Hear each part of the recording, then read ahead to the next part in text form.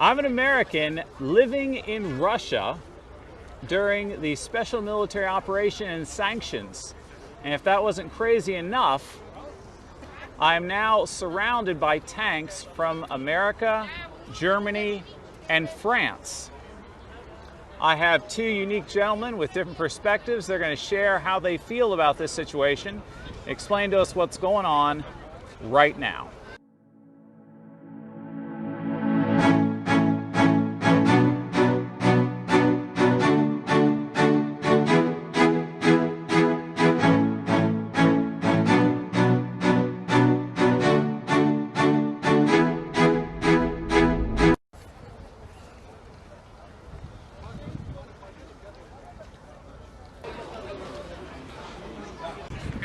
Yeah, because we're getting your attention.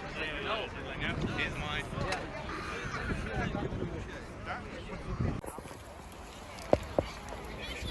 Yes. This is my youngest child, Maxime, youngest of 5, and Maxime is 5.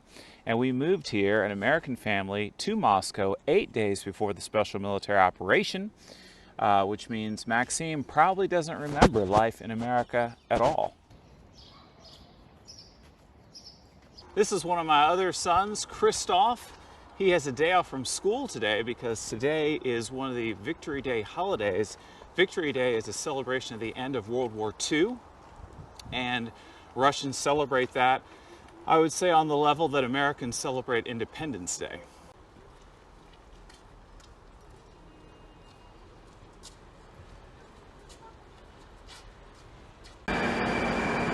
So Christoph, today we are going to go see American, German, and French tanks in Moscow.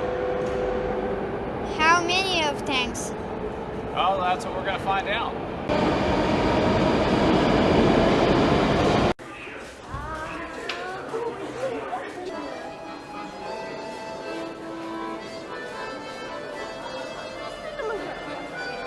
Huh?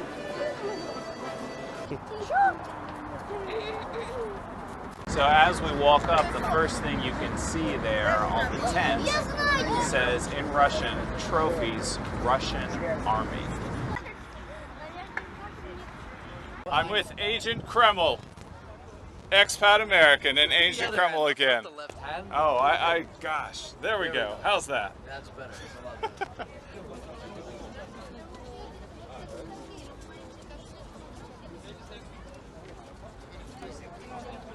Dan has his own YouTube channel in Russian.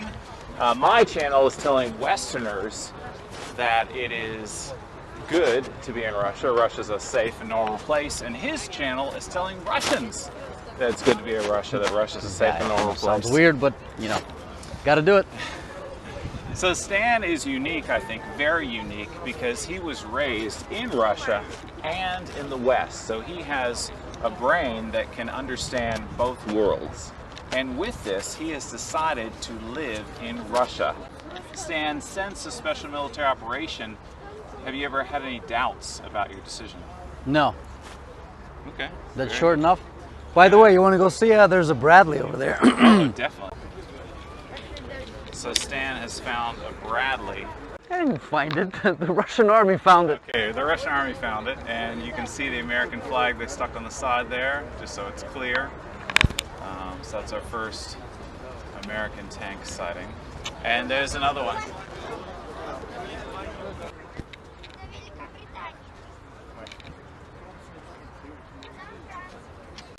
So this is the Russian Army trophy tent. We'll see what's inside here. Okay, so we have a drone. What's up, man? Good to see you. Good to see you. So I'm with my friend Fabrice here. Fabrice is a Frenchman, and he actually was just awarded citizenship by Putin himself. And what I find very unique about Fabrice is he's married to a French woman, he has French kids, and with all that, he decided still to move to Russia and live in Russia. And with the special military operation, you still decide to stay. You haven't had any second thoughts? Of course, yes, I decided to stay because I'm sure that I am on the right side of the history, you know, by staying here. Yeah, see here, over there, you can find the French light tank, which name is AMX-10RC. So it's a French armored tank, but not a heavy one, a light one, which, according to all the specialists, is not doesn't fit at all for the battlefield in Ukraine, because the armor is too light, and there were a lot of damage for the Ukrainian equipage. But you know, the main point for me is to ask the question, why here in this hill in Moscow do I find those kind of equipment? I mean, as a French patriot, you know, for me, it's hurting myself, because I don't see the point for the French nation, the French government, to send any equipment in Ukraine. I mean, Ukrainian war, we have no interest in Ukraine as a French citizen. We have no interest in the Dark Sea, neither in the Azov Sea. And you know, to me, finding this equipment here makes me very sad. And I think that the honor of French and our duty, instead of sending weapons in Ukraine, should have been to try to organize a summit of peace in Versailles, or to try to put Ukrainian people and Russian people around the same table for peace talks, you know. And really, I'm very sad when I see that, because I think that you know, we didn't pay attention to the history. In this very place, in this hill of Ponoklaya hill, Napoleon in 1812 was waiting here the key of Moscow. And wow. It was here in this place. And we all know how this page of history finished for him and for French people. And now, here again, instead of taking care of the history, we are here trying, you know, okay, we are not officially in war against Russia, which is good already, but we are supporting a lot Ukrainian army by sending them weapons which kills some Russian soldier. And it's not our place. We French people, I mean, the French people are friends with Russian people.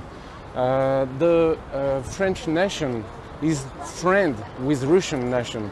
France has never been as strong as when they were allies with Russia. And we forgot everything about the history. We forgot everything about the culture that we have in common. We forgot about also the common religion we have. We are Catholics. Our Russian brothers are Orthodox, but it's almost the same religions. We have so many things to share in common. And instead of trying to find this solution about peace, we are, you know, supporting the war. And it makes me very, very sad. And you know, you NATO people, you should understand that all the weapons, all the vehicles you send in Ukraine will arrive in Moscow only in the condition you can find here. It means burned, torn, and totally destroyed. There is no way that this vehicle can enter inside Moscow for a victory. Russian army will destroy everything, because Russian army is much better now than all the NATO army together.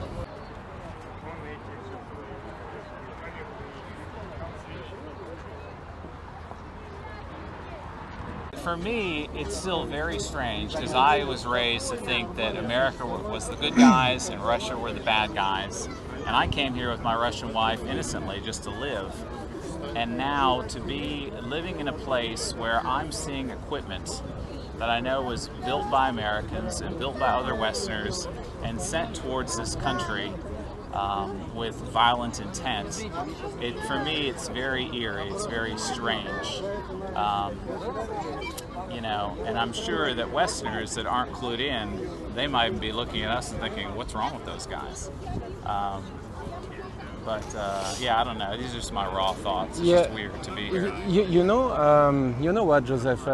What really impressed me every time with Russian people is that they are smart enough to make the difference between the choice of the government of the Western country and the people coming from this Western country. I mean, look, we are here in the middle of thousands of Russian people, which are, of course, quite angry about the situation and about the fact that there is all this military equipment sending by Western country in Ukraine to support Ukraine people against their guys who are dying in Ukraine. And in the same time, they are all very kind with us. I mean, we can speak with everyone. There is nobody to say us, oh, they are American, this French guy, what do they do here? They are killing our boy in the front line. No, it's not like that. It's more like, oh, you are here, nice to meet you, and why are you here, and so on. And to me, you know, it shows that all these Russian people are very smart because they manage in their mind, despite the fact that it is their husband, their father, their brother who are dying on the front line. They manage to make the difference between government decision and people from Western country. And to me, it's, you know, very, I have very warm sensation with them because I like the way they behave with that. I'm not sure that Western people could do that. I mean, I remember on the beginning of the special operation in Ukraine, there were Russophobia very hard in France, and the French people were behaving very badly with Russian people living in France. Here, I never felt any negative point against French people, and I think it's the same for you, Joseph. Yeah, no, I agree. It's a good point you made because, for instance, there are Ukrainian restaurants here that are unmolested, and people enjoy going to them. Yeah. So Russians are still enjoying all these different international parts of the world, whereas I think in the West, my assumption is anything Russian is like, you know, like something you shouldn't be into, something you shouldn't celebrate, or something you shouldn't, you know, appreciate in any way. For Russians, it's not like that. Agree.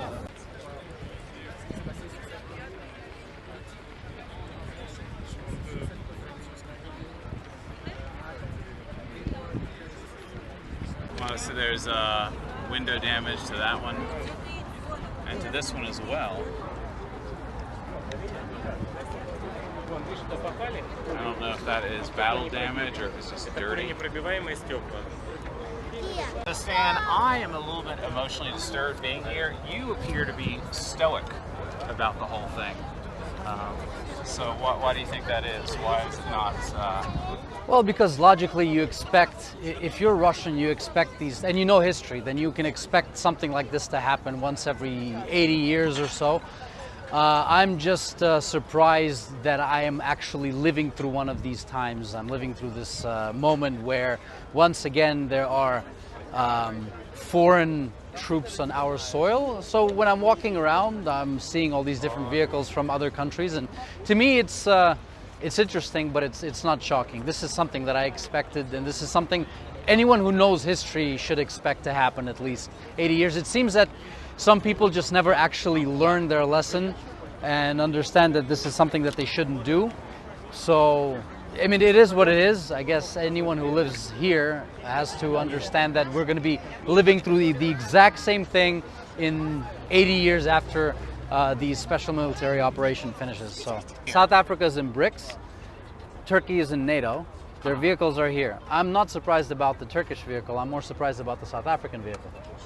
So maybe the South African vehicle was just made in South Africa and sold to another country? Yeah, quite possibly it was bought and transported over. Because you're right, that is strange. But if that's the case, I don't know why they'd put a South African flag on it. As I expected, it is getting very, very crowded. We came here in the morning and now it's later in the day.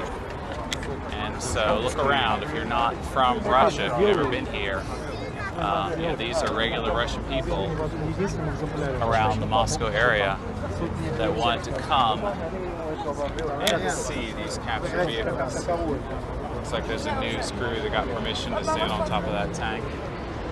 I'm pretty sure that's an MRAP.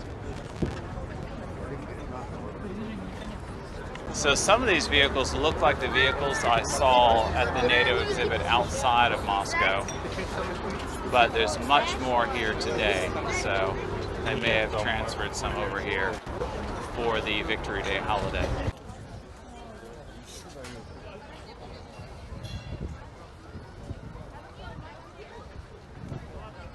Christoph is 9, so he will be needing to sign up for his 1 year of military service in about 8 years. All Russian men do 1 year of basic training.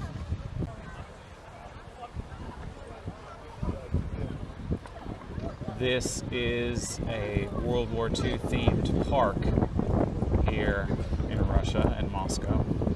I did not plan this. I bumped into Joe, who did a live stream with me recently. He is the Catholic from America who feels like he had to flee here to escape religious persecution. And I'm glad to bump into another American because I'm curious what he thinks about this entire display. To be an American and to see American equipment that came to where you live aggressively. Yeah. No, I got to say, I'm actually kind of grateful to the Russians for doing this display because, I paid my whole life for all this equipment. It's kind of nice to actually see it up close. So I really am grateful to the Russian government for letting me have this opportunity to come really nice up and close and personal with it. Never been around this much military equipment in the States, I'll say that much. So I've been to air shows and stuff like that. You see cool stuff, but you actually see beat up tanks and, used military equipment with RPGs stuck in them and stuff like that. You're like, wow, this is actually the real deal. And so many thanks to the Russian Federation for this opportunity.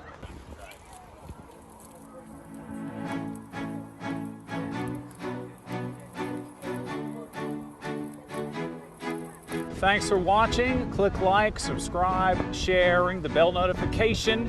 Make sure you go to the link below for this guy's channel and you can watch his Russian stuff and his English stuff, and click the box to see what happens next.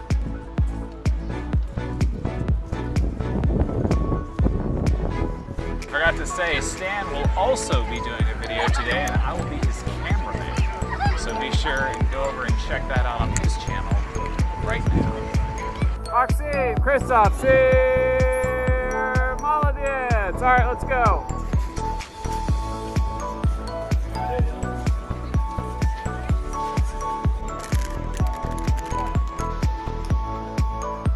Baba. Wait for the train. Stop. Am I supposed to say something? Maxim.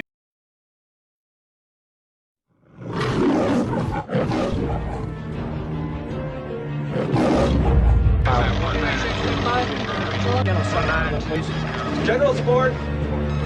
Morning, sir. Thank you very much. Morning, everybody. Stand easy, please. How's everybody today? Our headquarters mission is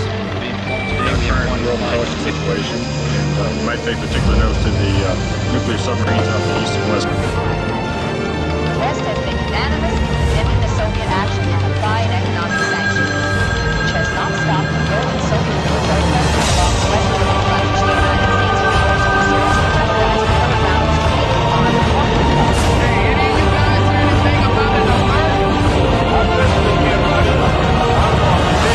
I am already going to take get one down the block. I wouldn't go making these big traffic plans for a while. Is that an order? It's just a feeling.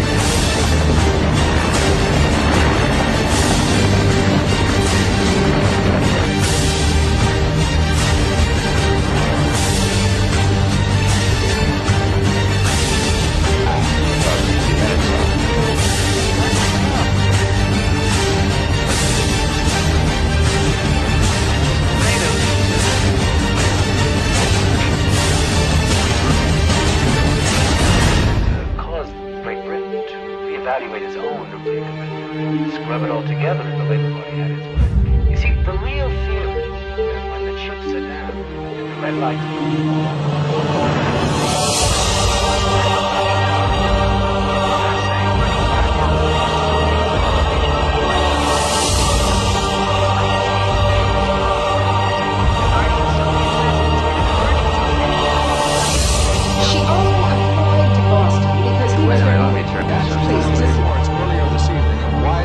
rebellion among several divisions of the East German Army. To repeat, East Germany tonight sealed off the borders to West Berlin, closing the 4 principal West German access corridors. This program to bring you a special